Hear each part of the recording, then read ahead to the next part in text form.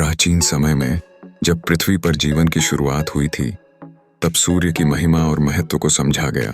भारतीय सभ्यता ने सूर्य को जीवन का स्रोत माना और इसका महत्व धार्मिक और सांस्कृतिक दोनों दृष्टियों से महसूस किया। वेदों में सूर्य को सूर्य देवता के रूप में पूजा जाता था, जो अज्ञानता के अंधकार को दूर करते हैं।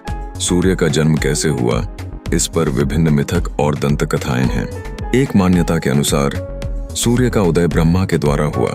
कहा जाता है कि ब्रह्मा ने अपने सामर्थ्य से सूरज को आकाश में स्थापित किया, जिससे दिन और रात का चक्र निर्धारित हुआ।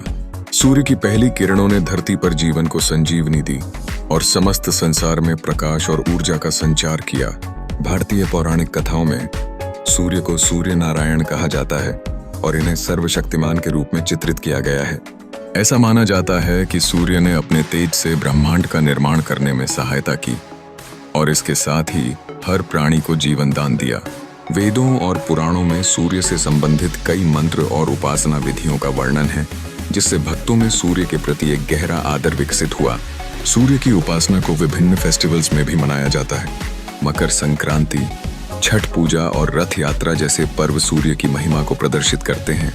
लोग इन अवसरों पर नदियों में स्नान करते हैं और सूर्य को अर्घ्य देते हैं, ताकि उनके जीवन में सुख, समृद्धि और स्वास्थ्य का संचार हो। विज्ञान के दृष्टिकोण से भी सूर्य का अस्तित्व शानदार है। यह एक तारे के रूप में हमारे सौरमंडल का केंद्र है। सूर्य के बिना पृथ्वी पर जीवन की कल्पना करना असंभव है। यह हमें ऊर्जा देता है, मौसम को नियंत्रित करता है और प्राकृतिक संतुलन बनाए रखने में सहायक है। इस प्रकार सूर्य का जन्म और उसकी उपासना हम सभी के लिए महत्वपूर्ण है। यह न केवल हमारे जीवन का आधार है, बल्कि इसका इतिहास भी हमारी सभ्यता और संस्कृति का अभिन्न हिस्सा है।